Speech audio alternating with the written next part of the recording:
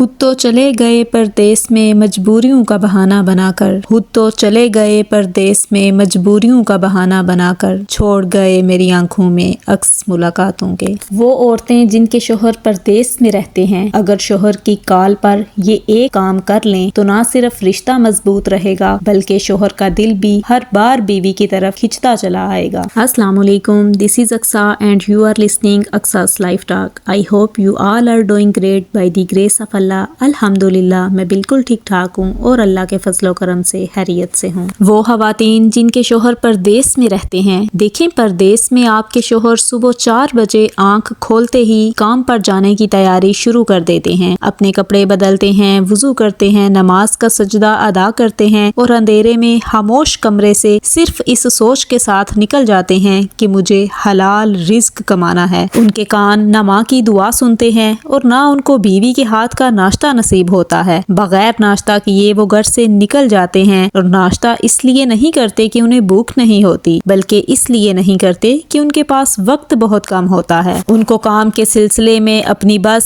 اپنی گاڑی یا ٹیکسی پکڑنی ہوتی ہے۔ اگر دیر ہو جائے اور گاڑی نکل جائے تو پورا دن ان کا ضائع ہو جاتا ہے۔ اور یہ سب وہ کس کے لیے کر رہے ہوتے ہیں؟ اپنی بیوی بچوں کے لیے اور اپنے ان بوڑھے والدین کے لیے جن کی دوائیں، جن کا علاج اور جن کی عزت اسی بیٹے کے سہارے پر ہے۔ آپ کے شوہر سارا دن جسمانی مزدوری تو کرتے ہی ہیں مگر اس کے ساتھ ساتھ وہ جذباتی مزدوری بھی کرتے ہیں۔ شام کے وقت وہ تھک ٹوٹ کر گھر آتے ہیں مگر پھر بھی شکایت نہیں کرتے۔ گھر آنے کے بعد وہ بالکل تنہا ہوتے ہیں مگر پھر بھی مضبوط بنے رہتے ہیں، کیونکہ وہ جانتے ہیں کہ اگر وہ ٹوٹ گئے تو پیچھے پورا خاندان ٹوٹ جائے گا، پورا خاندان ہل جائے گا۔ ایک پردیسی صبح 4 بجے کا نکلا ہوا جب شام 5-6 بجے گھر واپس آتا ہے تو گھر آ کر ایک اور مشقت اس کا انتظار کر رہی ہوتی ہے۔ 2 گھنٹے وہ مزید محنت کرتا ہے جس میں وہ نہاتا ہے، اپنے کام والے کپڑے دھوتا ہے، سالن بناتا ہے، روٹی لے کر آتا ہے، کھاتا ہے اور پھر برتن دھوتا ہے۔ اتنی ساری ذمہ داریاں نبھانے کے بعد جب وہ فارغ ہوتا ہے تو سب سے پہلے اپنی بیوی کو کال کرتا ہے۔ ساری تھکن کے باوجود اب اس کا دل اس آواز کا منتظر ہوتا ہے جس میں اپنائیت ہو، جس میں سکون ہو، جس میں ادب ہو، شیرنی ہو، مٹھاس ہو، جس کا لہجہ نرم ہو، جس میں محبت ہو، الفاظ میں حسن ہو، پیار ہو اور جن باتوں سے خوشبو آئے۔ اور وہ باتیں، وہ آواز بیوی کی آواز ہوتی ہے۔ اس لیے جب شوہر کی کال آئے تو شکایات کرنے سے گریز کیا کریں۔ اپنی ہر کال کو شکووں فہرست نہ بنائیں،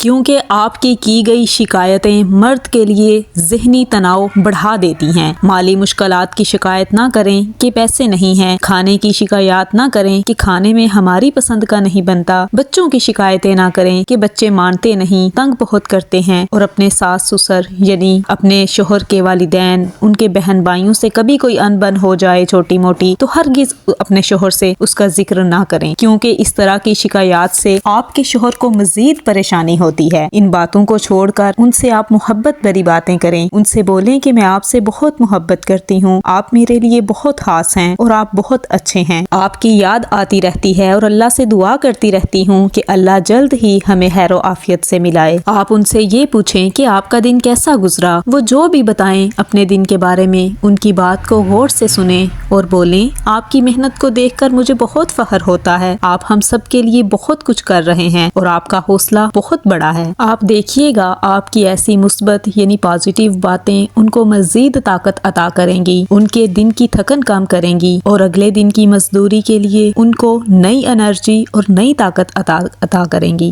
اپنے شوہر سے بولیں کہ میں ہر روز آپ کے لیے دعا کرتی ہوں کہ اللہ آپ کو کامیاب کرے، اللہ آپ کو ترقی دے۔ اپنے شوہر کو بتائیں کہ آپ میرے لیے بہت اہم ہیں، آپ کے بغیر میں کچھ بھی نہیں، آپ سے باتیں کر کے مجھے سکون ملتا ہے، سارا دن آپ کی کال کے آنے کا انتظار کرتی رہتی ہوں۔ آپ دیکھیے گا آپ کی یہ باتیں آپ کے شوہر کو محبت کا احساس دلائیں گی، ایسی باتیں آپ کے رشتے کو اور بھی مضبوط بنا دیں گی اور یہ باتیں آپ کے شوہر کو آپ کے قریب کرتی ہیں۔ اور اس کا سب سے بڑا فائدہ تو یہ ہوگا کہ آپ کی محبت بری باتیں سن کر ان کا دل خوش ہو جائے گا۔ آپ کی محبت بری باتوں سے نا آپ کے شوہر کا حوصلہ بڑھے گا اور پھر وہ مزید دل و جان سے آپ کے لیے کام کریں گے۔ سارے دن کی ان کی تھکن اور ان کا جسمانی تناؤ آپ کی باتوں سے کم ہو جائے گا۔ اس لیے یہ آپ پر انحصار کرتا ہے کہ آپ اپنی باتوں سے ان کے دن کی تھکن اور ان کا جسمانی تناؤ کم کرتی ہیں یا پھر شکوے شکایتیں کر کے ان کی تھکن اور تناؤ میں اور زیادہ اضافہ کرتی ہیں۔ آپ کی اچھی باتیں سن کر آپ کا ان سے رشتہ اور زیادہ خوبصورت ہو جائے گا۔ آخر میں اللہ عز و جل سے دعا ہے کہ اے اللہ